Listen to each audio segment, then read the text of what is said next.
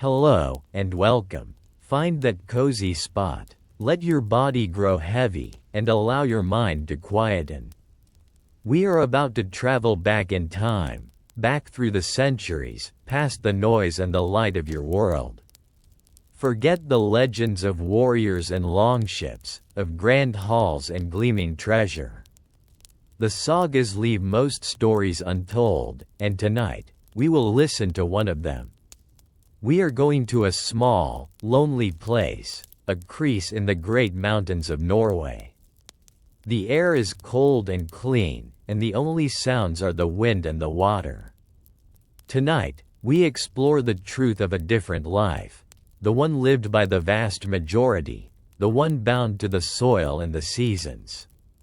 There is no glory here, only the turning of the year and the rhythm of endless work. Settle in, let your breathing slow. You are here, now. You are a farmer in a lonely fjord in 9th century Norway. The first thing you are aware of is the cold. Not the sharp, biting cold of the deep winter that has just passed, but a damp, persistent chill that seems to rise from the very earth itself. It clings to the wool of your tunic, a coarse, heavy garment that smells faintly of lanolin, wood smoke, and the lingering scent of the animals you share your home with. You are lying on a wooden platform, covered by a sheepskin fleece and a heavy wool blanket. The fleece is worn smooth in the places where you sleep, and the blanket, woven by your own hands over countless dark evenings, is a familiar weight. Your home is a longhouse, but it is not the grand feasting hall of a king. It is a simple, long structure with curved walls of turf and stone, built low to the ground to brace against the relentless wind that sweeps down the fjord. There are no windows, only a hole in the center of the thatched roof to let out the smoke from the hearth. It is a home of earth and wood, and it feels more like a cave than a house, a small pocket of managed life carved out of the immense, indifferent wilderness. You can hear the soft, rhythmic breathing of your family sleeping nearby in the gloom. On the other side of a low wooden partition, you hear a different kind of breath, the slow, heavy exhalation of your cow, and the softer rustling of the two goats. They have spent the winter inside with you, their warmth a vital contribution to the longhouse's survival, their smell a constant, inescapable part of your world. It is the smell of life, of warm bodies and hay and dung, an earthy, pungent aroma that you have known since the day you were born. The fire in the central hearth, a long, shallow pit lined with stones, has burned down to glowing embers. It is your first task, always the first task, to coax it back to life. You slide your legs from under the heavy blankets, your bare feet meeting the cold, hard-packed earth of the floor. You do not shiver. Your body is accustomed to this transition from the relative warmth of your bed to the chill of the morning air. You move slowly, your limbs stiff from sleep and the lingering cold in your bones. You take a small piece of dried fungus from a leather pouch, a piece of tinder you have carefully prepared. You place it amongst the embers, and with a hollowed-out piece of elder wood, you blow gently. Not too hard. You must be patient. Your breath is a steady, quiet stream. The embers glow brighter, a warm orange in the near-total darkness. A tiny wisp of smoke curls upwards, and then, a small, fragile flame flickers into existence. You feed it tiny, dried twigs you prepared last night, placing them carefully, one by one. The flame grows stronger, more confident. It licks at the larger pieces of split pine you add next. The crackle of the fire is a welcome sound, the first note in the day's long song. It is the sound of warmth, the sound of a cooked meal, the sound of life held back from the darkness. As the fire grows, it casts long, dancing shadows up the soot-blackened walls and roof beams. The light reveals the familiar details of your world. The stone-lined hearth, the large soapstone pot hanging from a hook above it, the wooden spoons and bowls stacked on a low shelf. You see the loom, standing silent in the corner, a half-finished piece of cloth, a ghostly shape in the dimness. You see the great, heavy quern stone, two circular stones, one atop the other, waiting for the grain that will need to be ground for the morning's porridge. Everything is in its place. Everything is as it was yesterday, and the day before that. You move to the end of the longhouse, past the lowing cow. She turns her head as you pass, her large, dark eyes watching you with a placid curiosity. You unlatch the heavy wooden door, a thick slab of oak that groans in protest. A blast of cold, damp air rushes in, smelling of salt and wet rock and the promise of rain. You step outside. The world is a study in gray. The sky above is a seamless, heavy blanket of cloud. The dark, sheer cliffs of the fjord rise on either side, their peaks lost in the mist. The water of the fjord below is the color of lead, its surface ruffled by the wind. There is no sun, only a diffuse, pale light that seems to come from everywhere and nowhere at once. This is the light of early spring. The snow has finally retreated from the small patch of land around your longhouse, leaving behind a sodden, brown landscape. Patches of dirty, stubborn snow still cling to the shaded places under the rocks and in the deep crevices of the mountainside. The ground is soft and muddy under your leather shoes. Your first outdoor task is to fetch water. You pick up 2 wooden buckets, their handles worn smooth by your grip. The path to the stream is treacherous, a slippery track of mud and stone. The stream itself is a torrent of meltwater, roaring down from the high country, so cold it makes your teeth ache just to look at it. You kneel on a slick, moss-covered rock, dip the buckets one by one into the rushing water, feeling the powerful current tug against them. The weight of the full buckets is immense. You straighten your back, feeling the familiar strain in your shoulders and arms. You walk back slowly, carefully, your steps measured. Water sloshes over the rims, icy cold against your legs. You must not slip. A fall would mean a wasted journey and worse, a possible injury. And here, an injury can be a death sentence. There is no one to help, no one to call for. There is only you, your family, and the unyielding land. You carry the water inside and pour it into a larger wooden barrel. This will be for drinking, cooking, and washing. Then you turn and go back outside for a second trip. And a third. The barrel must be full. It is always the way. With the water fetched, it is time for the animals. You take a wooden shovel and begin the daily task of mucking out the stalls. The smell is strong, but it is not unpleasant to you. It is the smell of good fertilizer for your fields, the smell of life and sustenance. You shovel the soiled hay and dung into a wicker basket, your movements economical and practiced. You do not waste energy. You have learned over years of this life that energy is a precious commodity, not to be squandered. You carry the heavy basket outside and dump the contents onto the growing midden heap, a dark, steaming pile that will eventually be spread over your precious barley field. You give the cow and the goats fresh hay from the small, dwindling winter store. You run your hand along the cow's flank.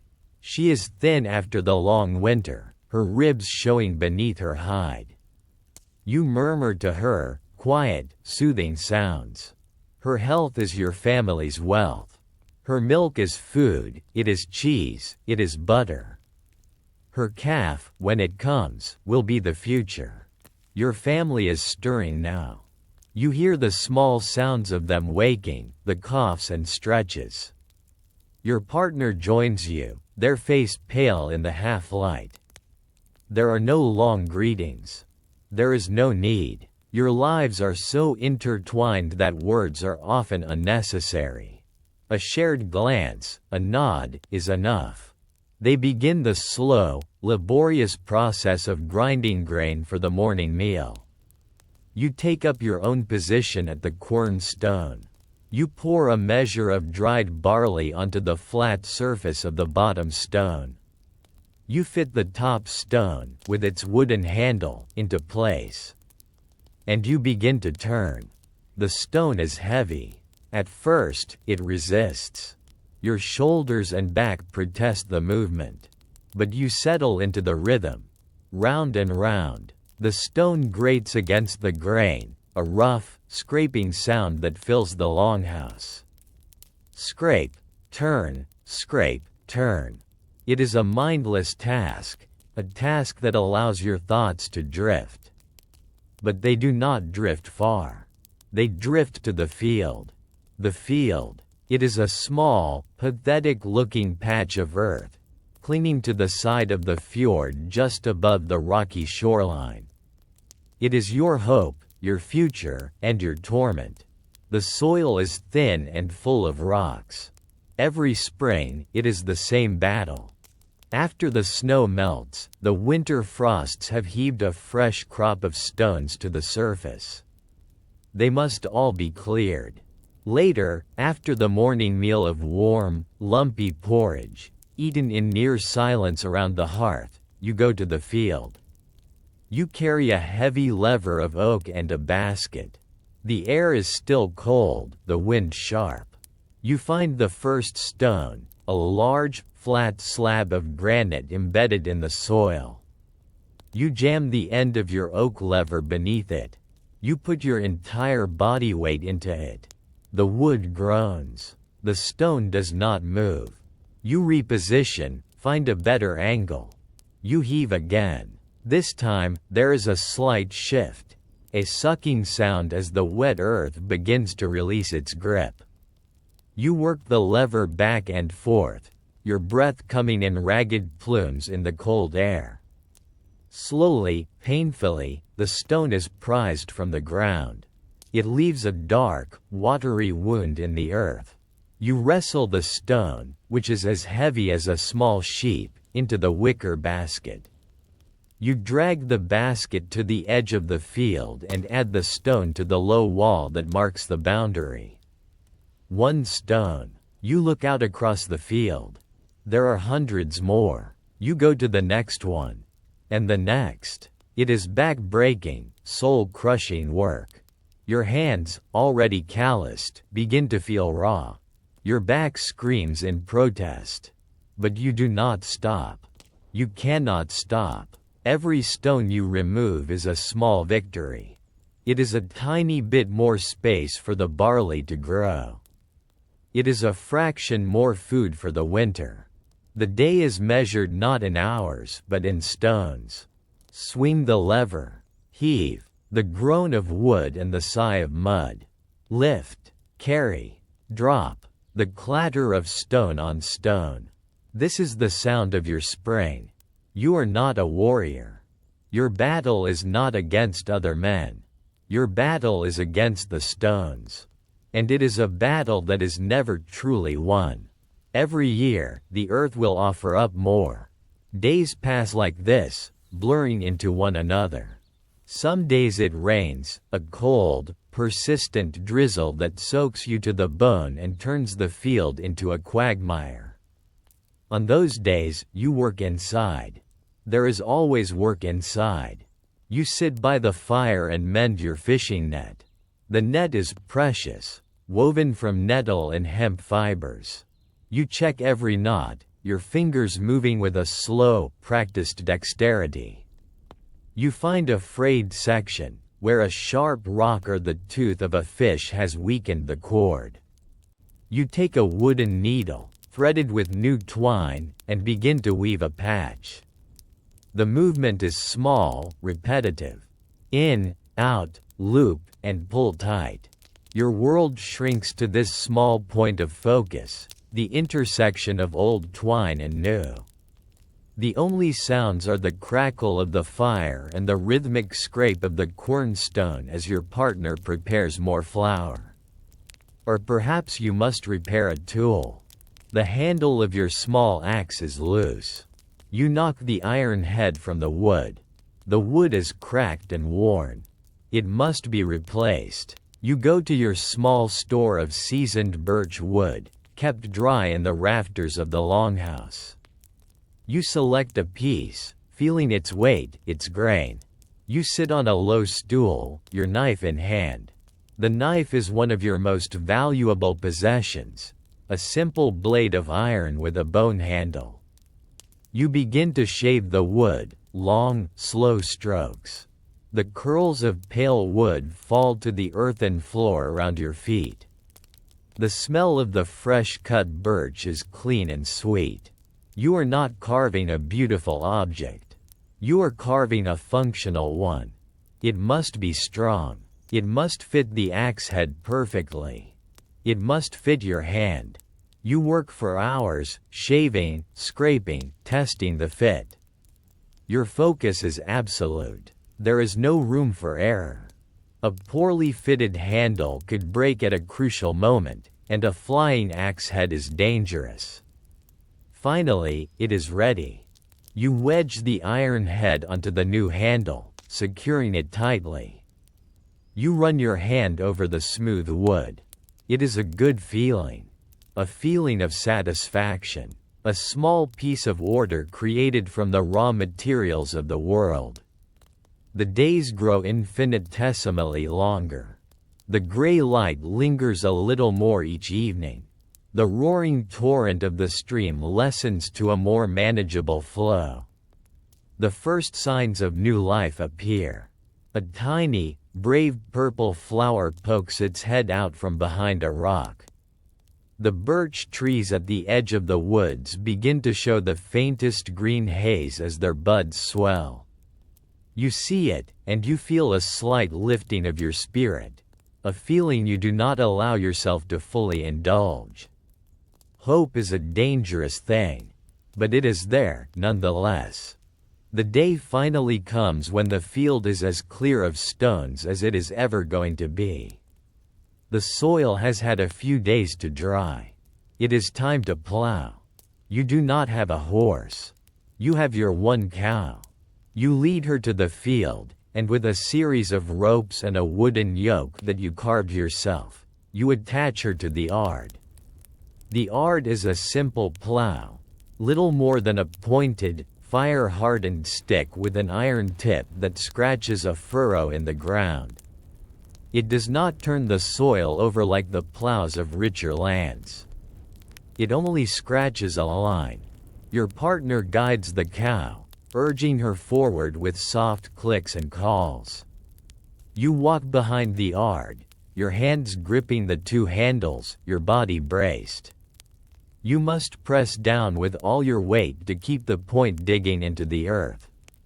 The cow pulls. The ard lurches forward. The point bites into the soil, and a shallow furrow begins to form. It is slow, arduous progress. The ard snags on a hidden root or a stone you missed. You have to stop, pull it back, and start again. The cow is slow and sometimes stubborn. You move back and forth across the small field, your legs aching, your arms trembling with the strain.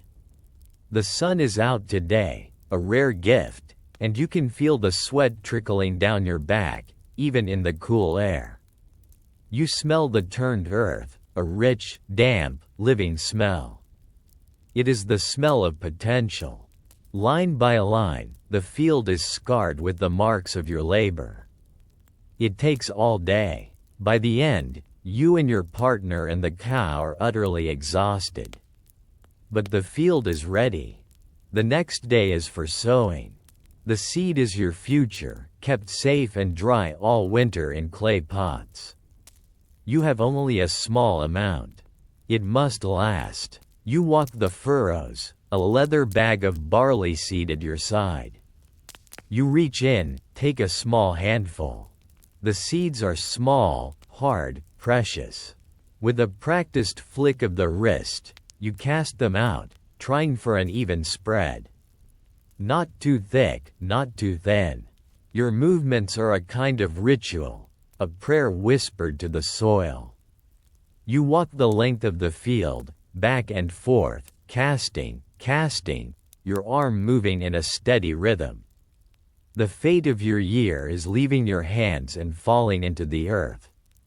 When the bag is empty, the work is not done. You must then drag a large branch, a makeshift harrow, across the furrows to cover the seed, to protect it from the hungry birds that are already gathering at the edge of the field, watching you with their bright, black eyes.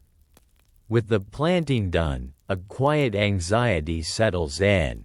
Now, you must wait. You have done all you can.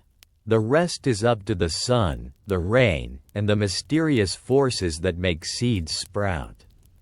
Life shifts to other tasks. The sea is calling. You take your mended net down to the rocky shore. The water of the fjord is still brutally cold.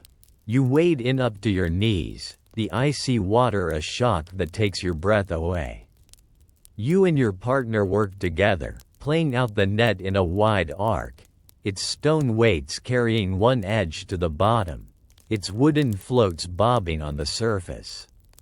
You leave it there, a patient trap set in the gray water. Later, you will return to haul it in. The net is heavy, dragged down by water and seaweed. You pull, hand over hand, the wet, rough twine cutting into your skin. Your muscles burn. You pull together, grunting with the effort. Is it empty? The dread of an empty net is a familiar companion. But then you feel it, a jerking, a struggling weight. The net grows heavier. You see the flash of silver in the water. Cod. A small catch, but a catch nonetheless. 4 fish, their bodies sleek and muscular, their eyes wide. You pull them onto the shore, their gills gasping in the alien air. You give them a swift, merciful end with a blow from a small club. You have taken life to sustain life. There is no ceremony. It is simply the way of things. You clean the fish on a flat rock by the water's edge. The knife you use is small and sharp. The work is precise. You slit the belly, gut the fish. The entrails a steaming pile that you will throw back into the sea for the crabs. You scrape the scales, the sound a soft, rhythmic rasp. You wash the cleaned fish in the salt water and carry them back to the longhouse, their bodies hanging from a string. Some of the fish will be eaten tonight, grilled over the fire. The taste is clean and fresh, a welcome change from the winter diet of dried meat and grain. The rest must be preserved. You will split them and hang them to dry on a wooden rack you have built outside. The constant wind of the fjord is your ally in this. It will whip the moisture from the flesh, turning the fish into a hard, leathery substance that will keep for months. It is food for the future. It is security. The days settle into a new rhythm. The rhythm of waiting and working. You check the field every day, looking for the first signs of green. And one morning, you see it. Tiny, hair-like shoots of green, pushing their way up through the dark soil. A wave of relief washes over you, so profound it almost makes you dizzy. The barley has sprouted. The first gamble of the year has paid off. Now the work of weeding begins. You spend hours on your knees in the field, your fingers carefully pulling the persistent weeds that compete with your precious crop for water and sunlight. It is tedious, endless work. Your back aches. The sun, when it is out, beats down on your neck. But every weed you pull is a gift to the barley. The world is growing greener. The grass on the small pasture is becoming thick enough for the animals. You lead the cow and the goats out of the longhouse for the first time in months.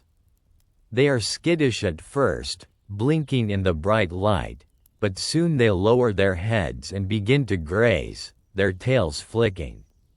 The longhouse feels strangely empty and quiet without them. You take the opportunity to give the inside a thorough cleaning, scraping the packed earth floor and laying down fresh rushes. The air inside feels cleaner, fresher. Summer arrives, not as a gentle transition, but as a sudden explosion of light. The sun climbs higher in the sky, and the days grow impossibly long. For a period, the sun will not set at all, merely dipping towards the horizon before rising again. The world is bathed in a perpetual, silvery twilight. Sleep becomes a deliberate act, not a response to darkness. You must force yourself to rest, to block out the endless light. The long days are a blessing and a curse. They provide more time to work, and there is always more work. The barley is growing taller, a sea of green rippling in the wind. But so are the weeds. The fishing is better in the summer. You spend long hours on the water or by the shore, mending your nets, setting your lines. You build a small stone weir to trap fish on the outgoing tide. You take the sheep, your small flock of 5, to the higher summer pastures, a remote patch of green high up on the mountainside. It is a long, steep climb. The sheep are nimble but stubborn. You must guide them, keep them from straying. You will leave them there for the summer to fatten up on the rich grass, and you will have to make the arduous journey every few days to check on them, to make sure they haven't been taken by a fox or an eagle. The longhouse requires constant maintenance. The turf roof, which keeps you warm in winter, can leak in the summer rains. After a heavy downpour, you are up on the roof, replacing soggy blocks of turf with fresh ones you cut from the pasture. The work is heavy, awkward. You are covered in mud and insects. This is the season of making. You need to replenish your stores of cheese and butter. The process is long and requires patience. You milk the cow in the early morning, her milk warm and frothy in the wooden pail. You carry it carefully to the longhouse and pour it into a large clay pot, which you warm gently by the edge of the hearth.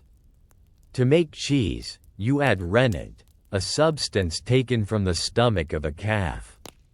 You stir it in and then you wait. You wait for the milk to separate into solid curds and liquid whey. You watch it, test it. When the curds are firm enough, you scoop them out with your hands, the feel of them soft and yielding. You press them into a wooden mold, squeezing out as much of the whey as possible. The whey will not be wasted. It can be drunk or used in cooking. You salt the cheese carefully, rubbing the salt into all its surfaces. Salt is precious, obtained through trade or by the laborious process of evaporating seawater. You wrap the cheese in clean cloths and place it on a shelf in the cool, dark storehouse to age. It is a slow transformation, turning the milk of today into the food of winter. The endless light gives a sense of urgency to everything. You feel you must be constantly moving, constantly productive. You forage in the woods at the edge of the fjord, gathering what the land offers. You find wild greens to add to your stews. Later in the season, you will find berries, bilberries and crowberries, which you will eat fresh, a burst of sweetness, and also dry in the sun to save for the winter. The air is thick with the hum of insects. They are a constant annoyance, biting at any exposed skin. The smell of summer is the smell of green, growing things, of the salt sea, of fish drying on the racks, and the ever-present smoke from your hearth. Your hands are never still. In the long twilight evenings when the outdoor work is done, you sit outside the longhouse, looking out at the calm, bright fjord. But you are not idle. You are carving a new spoon from a piece of driftwood. Or you are spinning wool. You take the fleece from the spring shearing. You have washed it, combed it with sharp-toothed wooden cones to align the fibers. Now, with a simple drop spindle, a weighted stick, you twist the fibers into yarn. The spindle twirls, dancing at the end of the thread. Your fingers expertly draw out the wool, feeding the twist. It is a rhythmic, hypnotic motion. Back and forth, draw and twist. The yarn grows longer, thicker, winding onto the spindle. This yarn will become a new tunic, a new blanket. It is the warmth of your sheep, transformed by your hands into the warmth that will protect you from the winter cold. The days are a litany of tasks. Milk the cow, muck out the stall, check the fish traps, weed the barley field, climb the mountain to check the sheep, mend the fence around the small hay meadow, cut peat from the bog to dry for winter fuel, the work wet and heavy, the smell of the bog ancient and earthy. Sharpen your scythe on a whetstone, the shing shing shing sound a prelude to the hard work of haymaking to come. Everything you do is for the winter. The winter is a beast, always hungry, always waiting. Summer is the time to gather weapons against it. Food, fuel, warmth. You watch the barley field with an eagle eye. The heads are forming now, still green but swelling with the promise of grain. You walk the perimeter, chasing away the birds that would steal your harvest. You see the tracks of a deer that came in the night and nibbled at the edges. Your heart clenches. A few mouthfuls for the deer could be a day's worth of porridge for your family. The sun begins to dip lower in the sky each day. The perpetual twilight of midsummer gives way to a few hours of dusk. A new urgency enters your work. Autumn is coming. The harvest is near. You feel it in the changing quality of the light, in the crispness of the air in the early morning. The barley begins to turn from green to gold. It is a beautiful sight, your small field a patch of gold against the dark green and gray of the fjord. But it is a beauty that fills you with anxiety. Is it ready? Will the weather hold? A week of heavy rain now could ruin everything. A strong wind could shatter the heads and spill the precious grain onto the ground. Every morning you wake and scan the sky, reading the clouds, sniffing the wind. The day arrives. The sky is clear, the wind is calm. The barley is a deep, rich gold, the heads heavy, bowing on their stalks. It is time. You and your partner go to the field with your sickles. The sickle is a curved iron blade with a short wooden handle. It is not a grand scythe for a wide meadow, but a tool for careful, close work. You kneel at the edge of the field. You grasp a handful of barley stalks. You swing the sickle in a short, sharp arc. The blade whispers through the stalks, and the handful comes away in your hand. You lay the bundle carefully on the ground. Grasp, swing, whisper, lay. You move along the row, the rhythm taking over. It is hard on the back, hard on the knees. But the sight of the golden stalks falling, the neat bundles lying on the stubble, is deeply satisfying. This is the culmination of the year's work. The stones you cleared, the furrow you plowed, the seeds you sowed, the weeds you pulled, it all comes down to this. Grasp, swing, whisper, lay. You work all day, under the pale autumn sun. You work until your muscles scream and your hands are raw. You must get it all cut while the weather is good. You bind the bundles, or sheaves, with twists of straw and stand them up in stooks, like small golden tents in the field. This allows the air to circulate, to dry the grain completely before you bring it inside. The field looks bare and wounded now, covered in the pale stubble of the cut stalks. But the stooks stand proud, a promise of food for the winter. You have done it, you have brought in the harvest. But the work is far from over. It has only changed its form. You must bring the sheaves into the longhouse, a dry, safe place. Then begins the task of threshing. You lay a large, clean animal hide on the floor. You take a sheaf and you beat it with a wooden flail, a simple tool of 2 sticks joined by a leather thong. The rhythmic thud thud thud echoes in the longhouse. With each blow, the hard grains of barley separate from the stalks. It is dusty, noisy work. The air fills with chaff, tiny particles that get in your eyes, your nose, your throat. Thud thud thud. You beat the sheaf until it has given up all its grain. You toss the straw aside. It will be used for bedding for the animals, or for weaving into mats. You take another sheaf, and another. For days, the sound of the flail is the dominant sound of your life. When all the barley is threshed, you are left with a pile of grain mixed with chaff. Now you must winnow. You wait for a breezy day. You stand outside the door of the longhouse with a large, shallow wooden tray. You fill it with the grain and chaff mixture. You toss it gently into the air. The wind, your unpaid servant, catches the light, worthless chaff and carries it away. The heavier grain falls back into the tray. Toss, catch, toss, catch. It is a dusty, delicate art. You must not toss too high, or you will lose the grain. You must not be too gentle, or the chaff will remain. Over and over, until the grain is clean, a pile of pale gold, the wealth of your household. You pour it carefully into dry clay pots, sealed with wood and wax, and store them in the driest, safest part of the longhouse. The beast of winter will be fed for another year.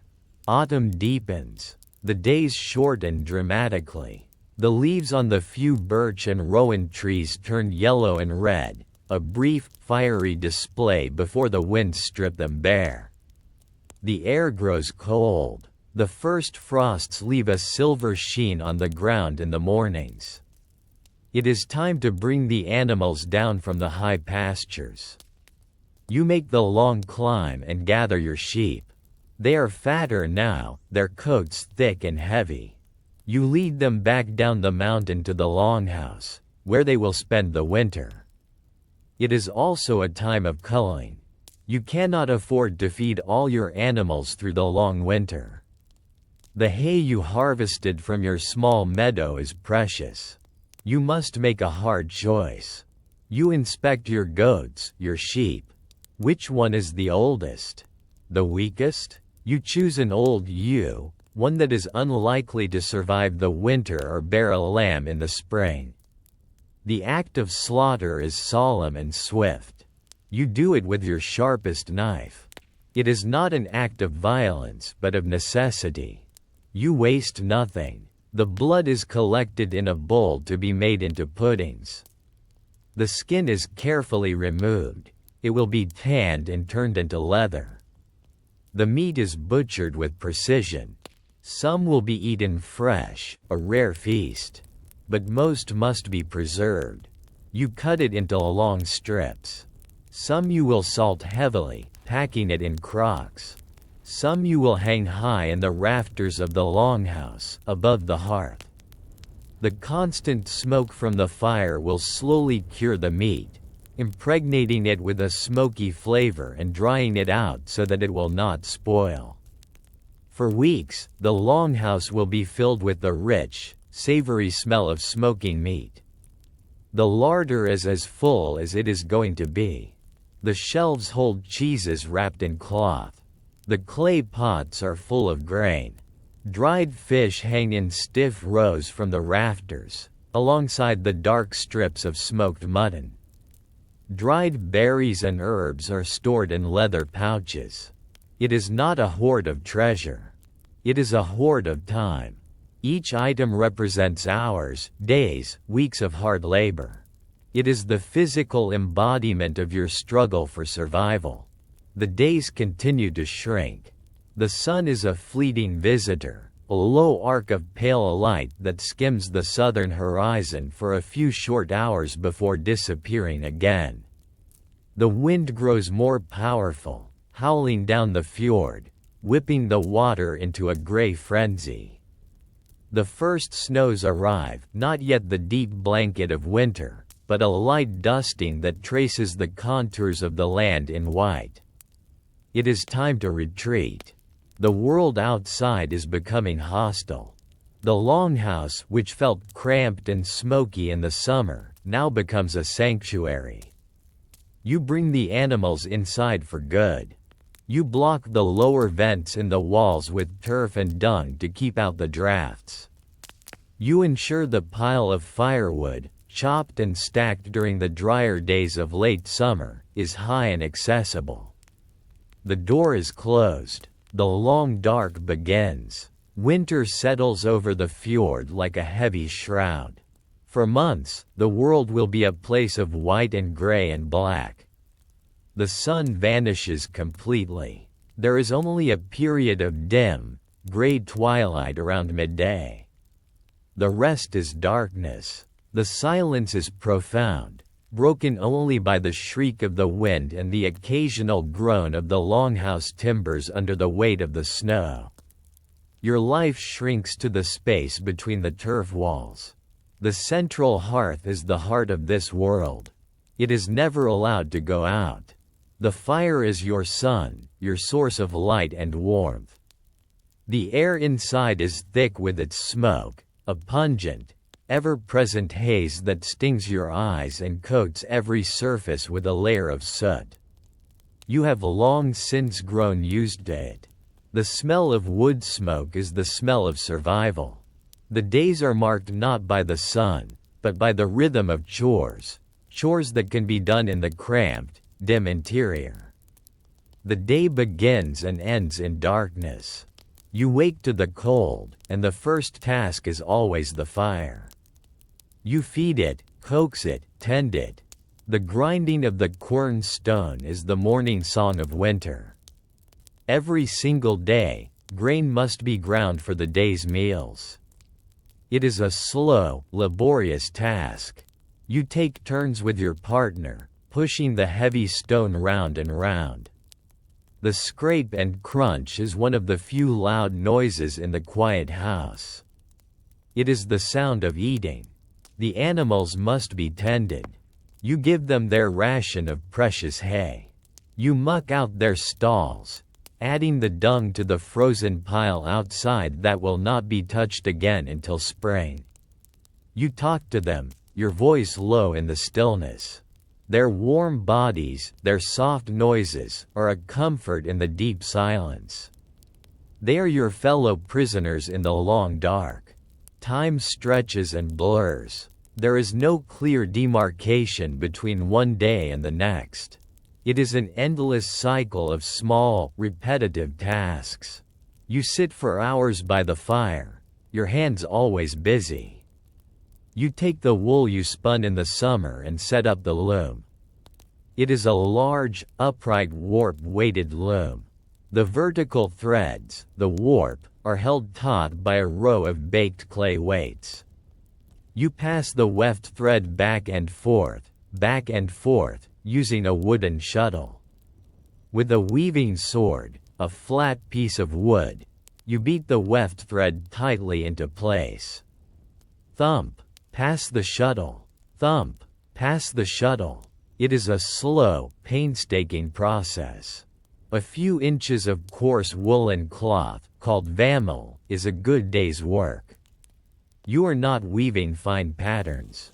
You are weaving thick, strong, practical cloth to keep your family from freezing.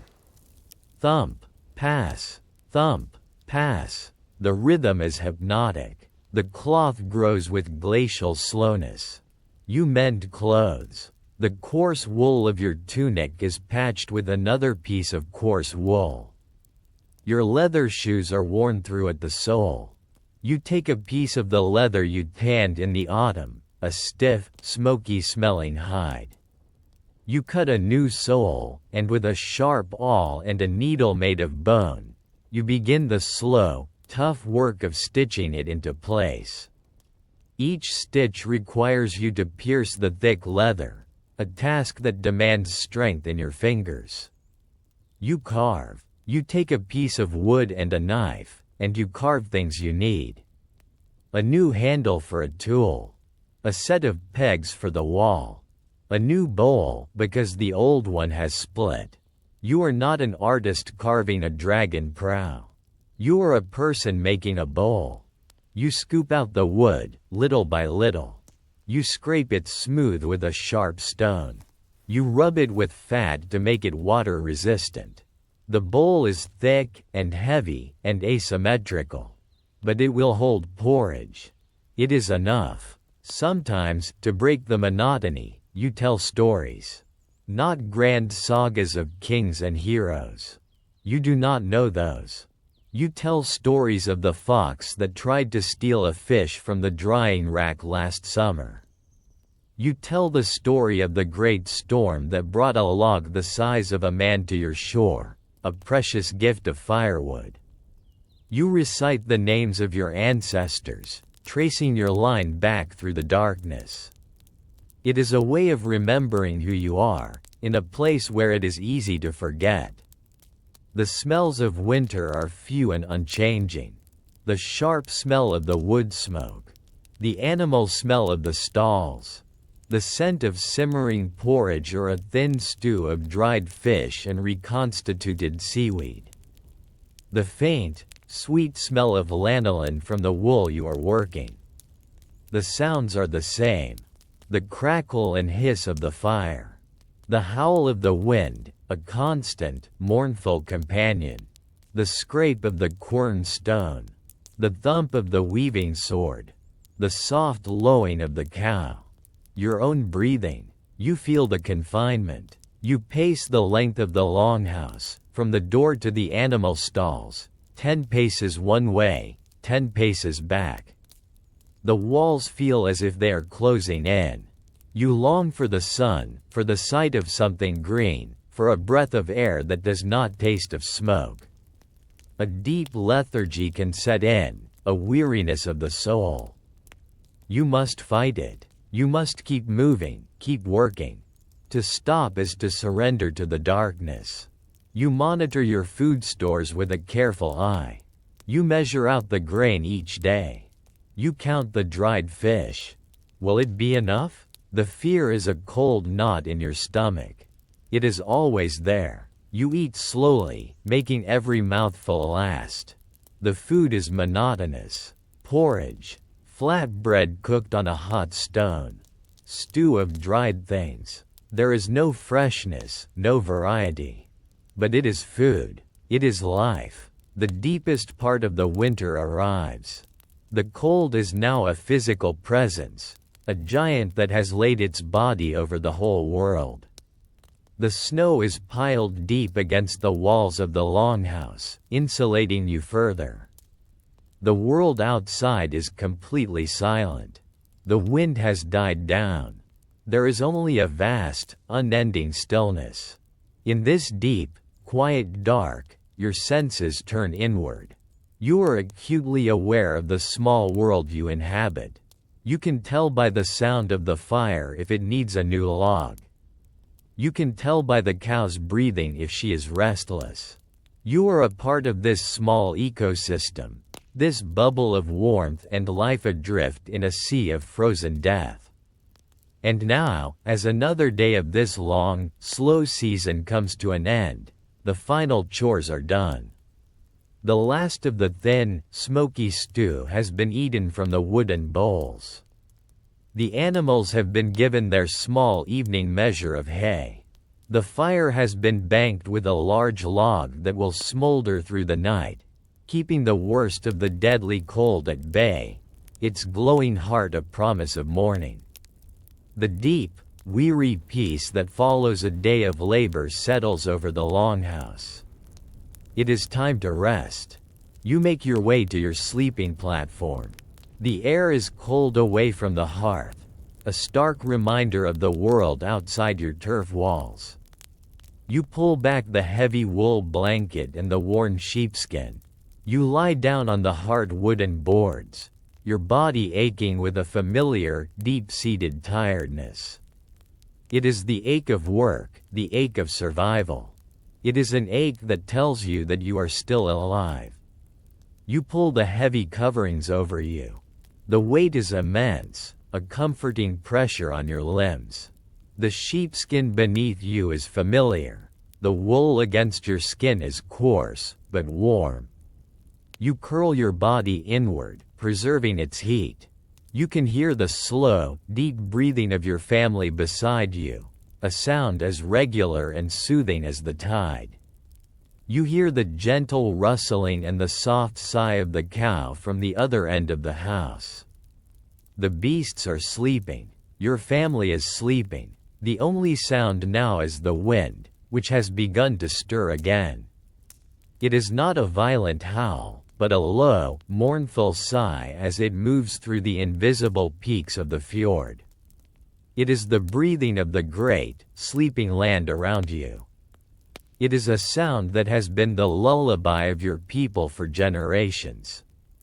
It speaks of a power so immense that your own life, your own struggles, are a tiny, fleeting thing. And there is a strange comfort in that. You can see the heart of the fire, the banked embers glowing a deep, gentle red in the center of the longhouse. They cast no real light, only a soft, warm pulse in the otherwise absolute darkness. Your eyes watch the slow, gentle dance of the low flames licking the great log. The warmth does not reach your bed, but you can feel the idea of it, the knowledge of its presence a comfort in itself. The air you breathe is cold, but it is still. It is the air of your home. It smells of smoke and earth and wool. It smells of safety. Your thoughts drift as sleep approaches, but they drift slowly, like leaves falling through still water. They drift to the work that will come with the morning. When you wake, you will need to tend the fire. You will need to check the animals. You will need to grind grain. The thoughts are not anxious. They are simply the thoughts of preparation, the quiet acknowledgement of the cycle that will begin again with the dawn. You shift slightly on the hard wooden platform, adjusting your position to find the most comfortable spot. The sheepskin beneath you has molded itself to your body over the years. You know every worn place, every ridge, every hollow. Your partner beside you murmurs something in their sleep, a soft, wordless sound. Their breathing is deep and regular. You listen to it, the gentle rhythm a counterpoint to the wind outside. The winter is far from over. There are still months of cold, months of darkness, months of the slow, steady work of survival. But for now, for this moment, you are warm.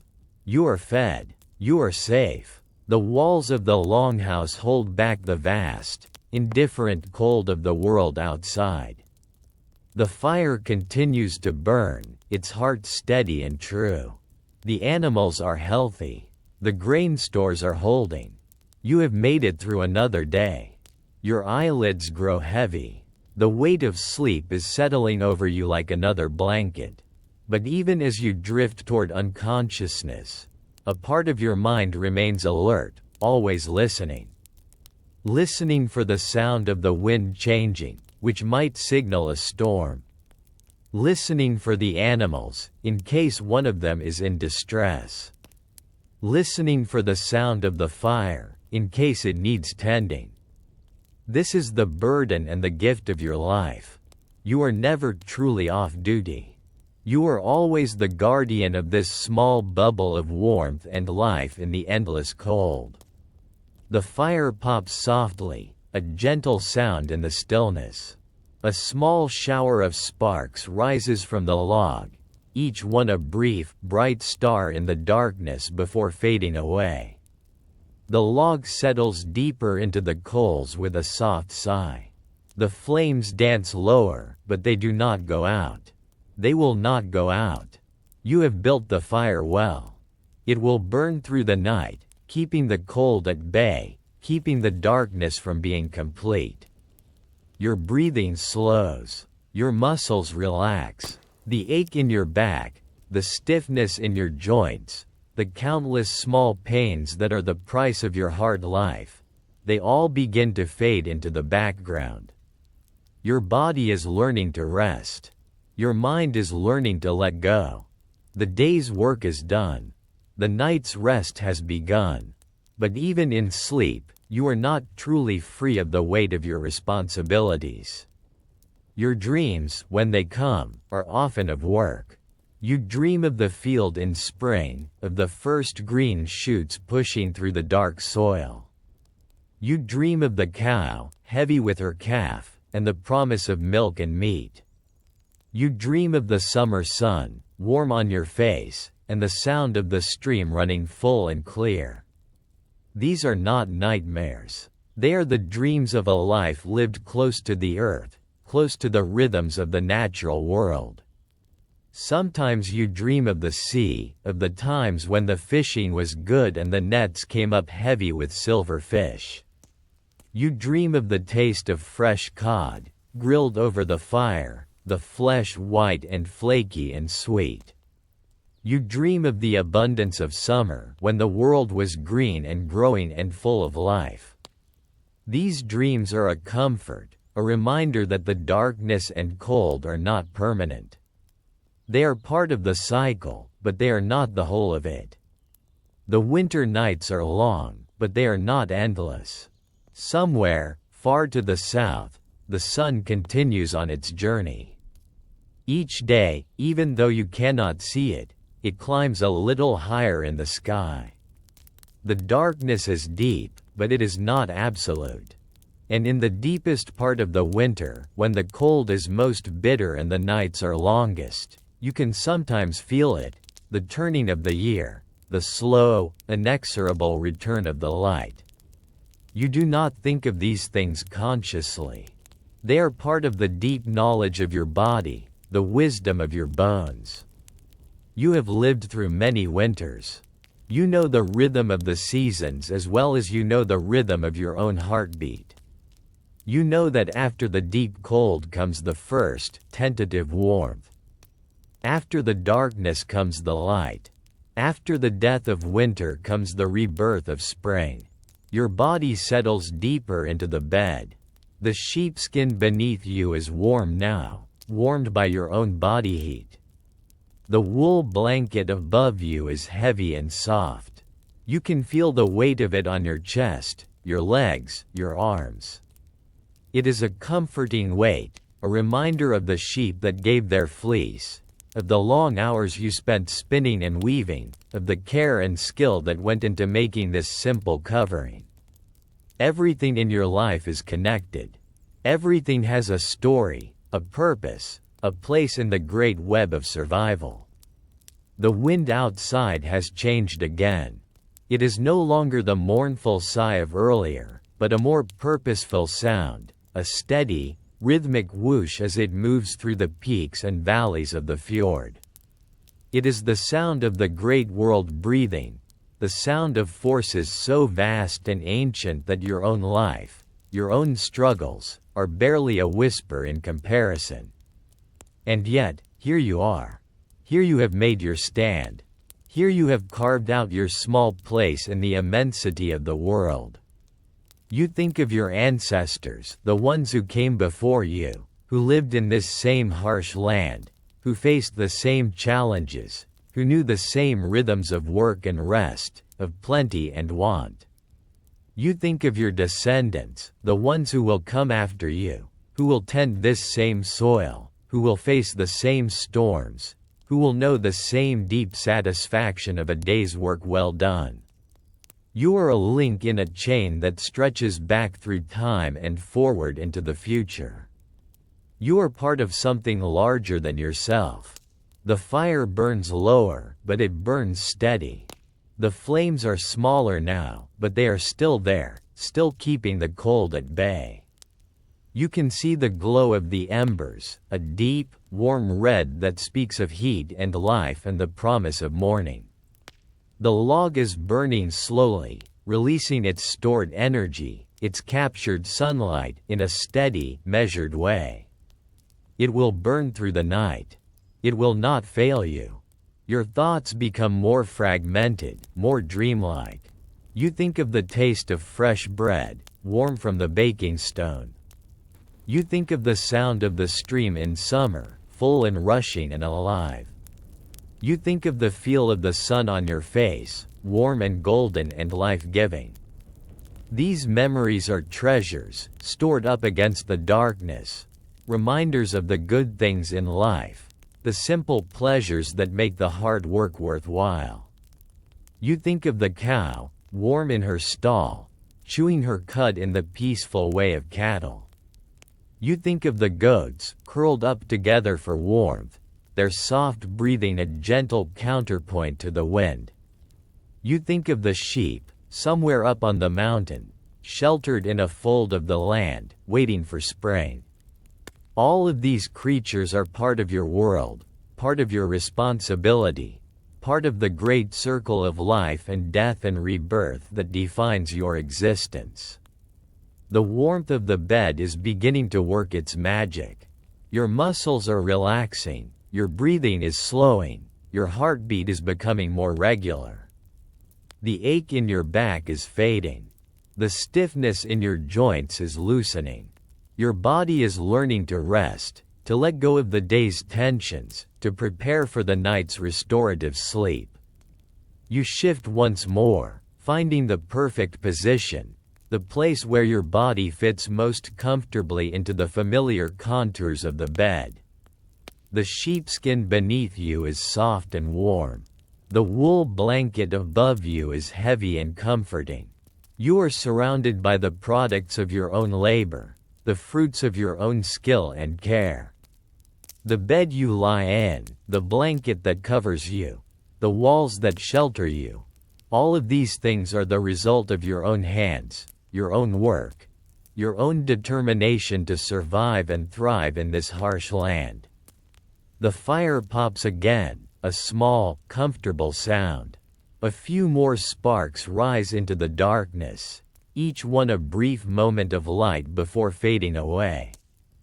The log settles deeper into the coals, its surface glowing with a warm, orange light. The flames dance lower, but they do not go out. They will not go out. You have built the fire well. It will burn through the night, a faithful sentinel keeping watch over your sleep. Your breathing slows further. Your thoughts become more distant, more dreamlike. You are floating now, suspended between waking and sleeping, between the conscious world and the world of dreams. The sounds of the night are still there, but they are softer now, more distant.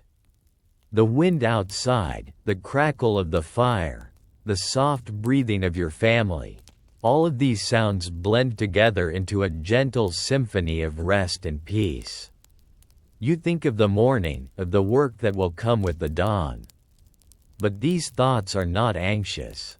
They are simply the thoughts of preparation, the quiet acknowledgement of the cycle that will begin again with the sunrise. You will wake. You will tend the fire. You will check the animals. You will grind grain. You will do the work that needs to be done, as you have done it countless times before, as you will do it countless times again. But for now, for this moment, you are at rest. You are safe. You are warm. You are surrounded by the things you have made, the life you have built, the small but precious world you have created in this harsh and beautiful land. The fire burns steady. The wind sings its ancient song. The darkness holds you gently, like a mother holding a sleeping child. Your eyes close. Your breathing becomes deep and regular. Your body relaxes completely, surrendering to the peace of sleep. The day's work is done. The night's rest has begun. And in the morning, when the first gray light filters through the smoke hole in the roof, you will wake. You will rise. You will begin again. The fire burns lower, but it burns true. The flames are small now, but they are steady. The log glows with a deep, warm light, its surface traced with lines of orange and red. The embers beneath it pulse with a gentle rhythm, like a heartbeat, like the breathing of the earth itself. This is the heart of your world, the center of your life, the source of your warmth and safety and survival. The wind outside has settled into a steady, rhythmic sound, a constant whoosh that speaks of the great world beyond your walls. It is the sound of winter, of the season of rest and reflection, of the time when the earth sleeps and gathers its strength for the rebirth of spring. It is a sound you have known all your life, a sound that has become as familiar as your own heartbeat. Your thoughts drift away, carried on the wind, carried on the rhythm of your breathing, carried on the gentle current of sleep. You are floating now, suspended in the soft darkness, held by the warmth of the bed, the comfort of the familiar surroundings, the peace of a day well lived. The work is done. The animals are safe. The fire burns steady. All is well. The flames dance lower, but they do not go out. They will not go out. Through the long night, through the deep cold, through the endless darkness of winter, they will burn. They will keep the cold at bay. They will keep the darkness from being complete. They will keep the heart of your world alive and warm and safe. And you, in your bed of sheepskin and wool, in your longhouse of turf and stone, in your life of work and rest and endless cycle, you will sleep. You will dream. You will rest. And in the morning, when the first light comes, you will wake. You will rise. You will begin again. The fire burns. The wind sings. The darkness holds you gently. And you sleep, deep and peaceful and safe, in the heart of your small, precious world. But sleep in the deep winter is not always the gentle surrender you long for. Sometimes you wake in the depths of the night, pulled from your dreams by some sound or sensation. Perhaps it is the cow stirring restlessly in her stall, or the wind changing direction, or simply the cold that has crept closer to your bed as the fire burns lower. You lie still for a moment, listening, your senses alert despite the fog of sleep. The longhouse is quiet save for the gentle breathing of your family and the soft rustling of the animals. The fire still glows, though dimmer now, its light barely reaching the curved walls. You know you should tend it. The fire is life, and life requires constant attention. You slide carefully from beneath the heavy blankets, your bare feet meeting the cold, hard-packed earth of the floor. The shock of the cold air against your skin is immediate and sharp. You move quietly, your footsteps barely audible on the familiar floor. You know every depression, every raised stone, every place where the earth has been worn smooth by countless passages. At the hearth, you kneel beside the banked coals. The warmth radiating from them is a blessed relief from the cold air. You take a piece of birch bark from the small pile you keep beside the fire pit, a piece you prepared carefully during the autumn, peeling it in long strips from the white trunks and drying it until it becomes like paper. You place it among the glowing embers and blow gently, your breath a steady, controlled stream.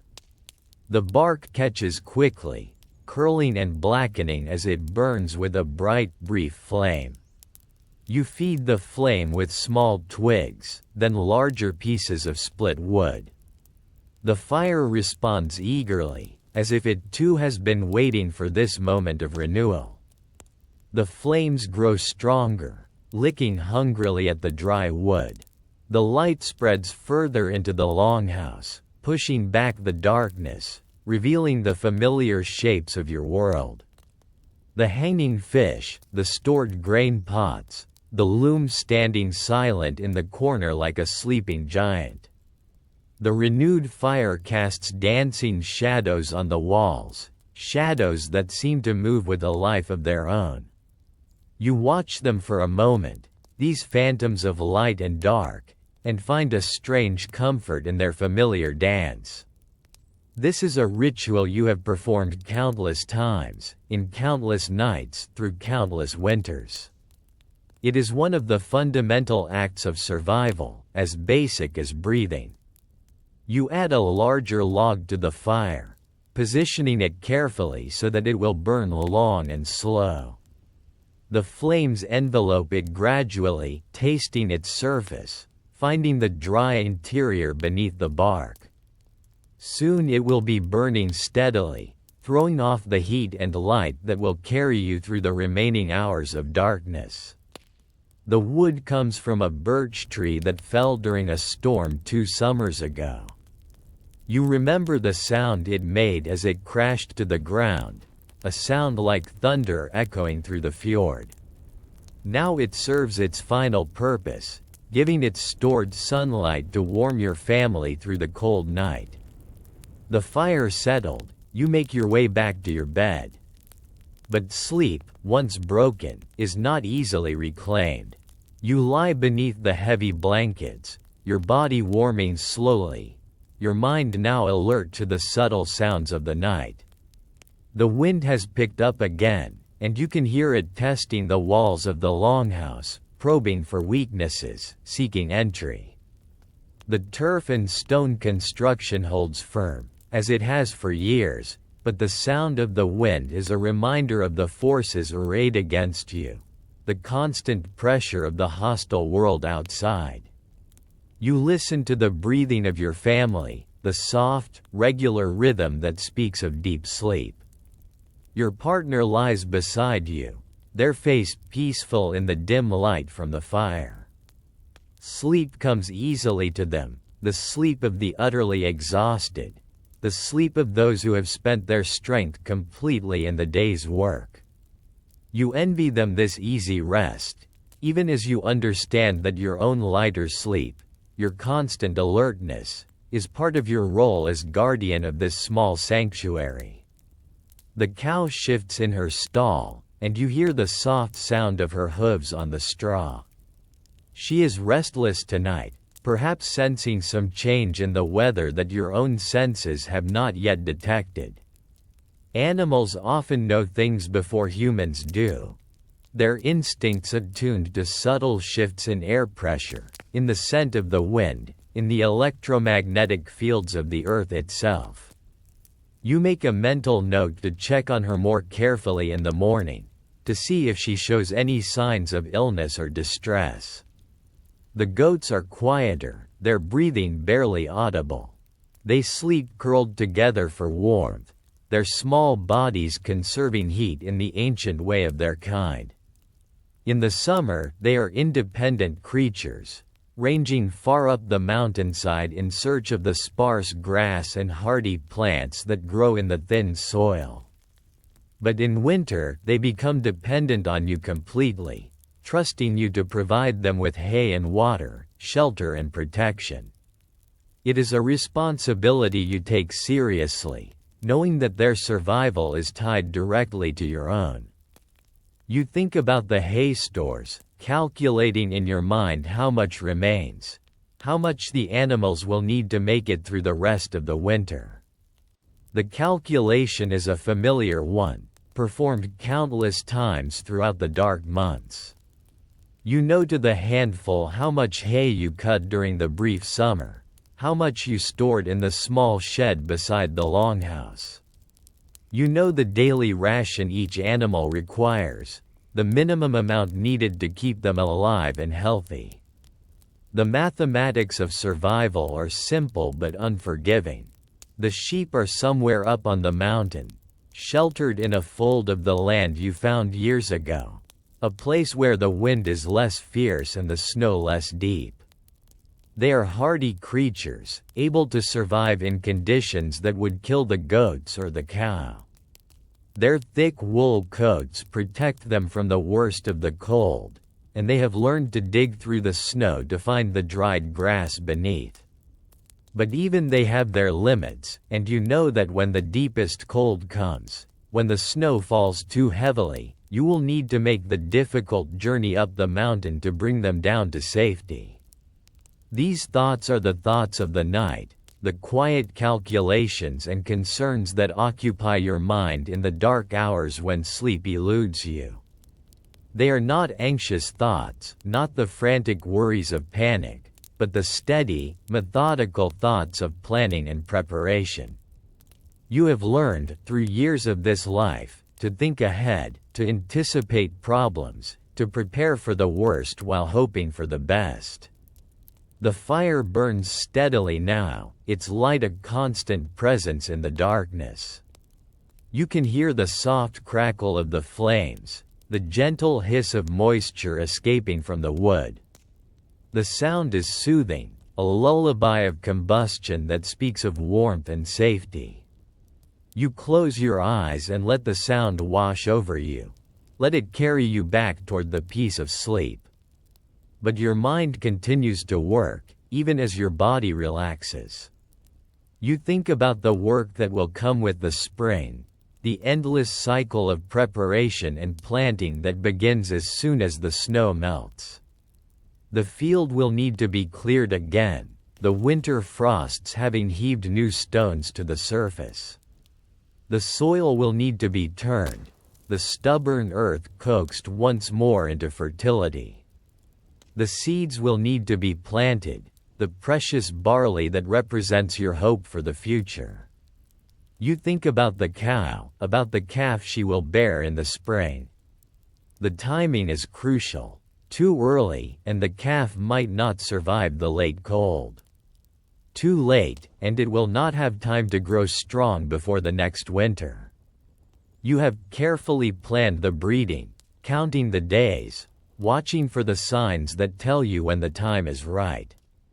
The cow is your most valuable possession, worth more than all your other animals combined. Her milk provides food for your family. Her calf will eventually provide meat or milk of its own. Her survival is your survival. You think about the fishing, about the need to repair and replace the nets that have been damaged by the winter storms. The nets are your lifeline to the sea, your means of harvesting the silver treasure that swims in the dark waters of the fjord. They are made of precious materials, twisted fibers of hemp and nettle that you have grown and processed yourself. Each strand represents hours of work, from the planting of the hemp to the spinning of the fibers to the careful knotting of the net itself. The work of net making is intricate and demanding. Each knot must be tied with precision. Each loop must be the right size to catch the fish you want while allowing the smaller ones to escape. The mesh must be strong enough to hold the weight of a good catch, yet flexible enough to be cast and retrieved easily. You have learned the craft from your parents, as they learned it from theirs. The knowledge passed down through generations of fishermen who have made their living from the cold waters of the north. Your thoughts drift to the tools you will need to repair and replace before the spring work begins. The handles of your hoes and spades, worn smooth by years of use, will need to be checked for cracks and splits. The iron blades, precious and irreplaceable, will need to be sharpened on the whetstone. The leather straps and rope lashings that hold everything together will need to be inspected and replaced where necessary. Each tool has its own story, its own history of use and repair. The axe with the hickory handle that you carved 3 winters ago, when the old one finally split beyond repair. The scythe with its long, curved blade that you used to cut the hay, its edge honed to razor sharpness. The small, sharp knife that is your constant companion, used for everything from cutting rope to preparing food to carving wood. These tools are extensions of your body, as familiar to you as your own hands. You think about the wood you will need to cut before the spring work begins. The winter storms always bring down trees, and the smart farmer uses this gift wisely. The wood must be cut to length, split into manageable pieces, and stacked to dry. Green wood burns poorly, producing more smoke than heat, so everything must be planned far in advance. The wood you cut this spring will not be burned until the following winter, after it has had time to season and dry. The different woods have different properties, different uses. Birch burns hot and fast, good for cooking and for starting fires. Oak burns slow and steady, good for the long night fires that must burn through the darkness. Pine burns with a pleasant scent but produces a lot of smoke. Spruce splits easily but burns quickly. You have learned to read the forest, to know which trees are ready to fall, which ones will provide the best fuel. The fire in the hearth pops softly, sending a small shower of sparks up into the darkness. You watch them rise and fade, each one a brief moment of light in the vast darkness. The log has caught well, its surface now covered with a network of glowing lines where the flames have found their way into the wood. It will burn for hours, providing the warmth and light that will carry your family through the remainder of the night. Your breathing slows again as the warmth of the bed begins to work its magic. The sheepskin beneath you has warmed to your body temperature, creating a small pocket of comfort in the cold night. The wool blanket above you is heavy and soft, its weight a reassuring presence that speaks of security and safety. You are surrounded by the products of your own labor, the fruits of your own skill and determination. The sounds of the night continue around you, but they are no longer alarming. The wind outside has settled into a steady rhythm, a constant whoosh that speaks of the great world beyond your walls. The fire crackles softly, its voice a gentle counterpoint to the wind. The animals breathe quietly in their stalls, their presence a comfort in the darkness. These are the sounds of your world, the familiar symphony of survival that has played around you for countless nights. You think of the morning, of the work that will come with the dawn. But these thoughts are peaceful now, not anxious. The work is simply part of the rhythm of life, as natural and necessary as breathing. You will wake. You will tend the fire. You will check the animals. You will grind grain. You will do the work that needs to be done, as you have done it countless times before, as you will do it countless times again. But for now, you are at rest. The day's work is done. The night's peace has settled over the longhouse like a gentle blanket. The fire burns steady. The wind sings its ancient song. The darkness holds you gently, as it has held your people for countless generations, as it will hold your children and your children's children. Your eyes close once more. Your breathing becomes deep and regular. Your body relaxes completely, surrendering to the peace of sleep. The work will wait. The morning will come. But for now, there is only the gentle darkness, the warm bed, the steady fire, and the blessed peace of rest. The flames dance lower, but they burn true. The log glows with a deep, warm light, its surface traced with lines of orange and red. The embers beneath it pulse with a gentle rhythm, like a heartbeat, like the breathing of the earth itself. This is the heart of your world, the center of your life, the source of your warmth and safety and survival. And you sleep, deep and peaceful and safe, in the heart of your small, precious world, held by the darkness, warmed by the fire, surrounded by the life you have built with your own hands in this harsh and beautiful land.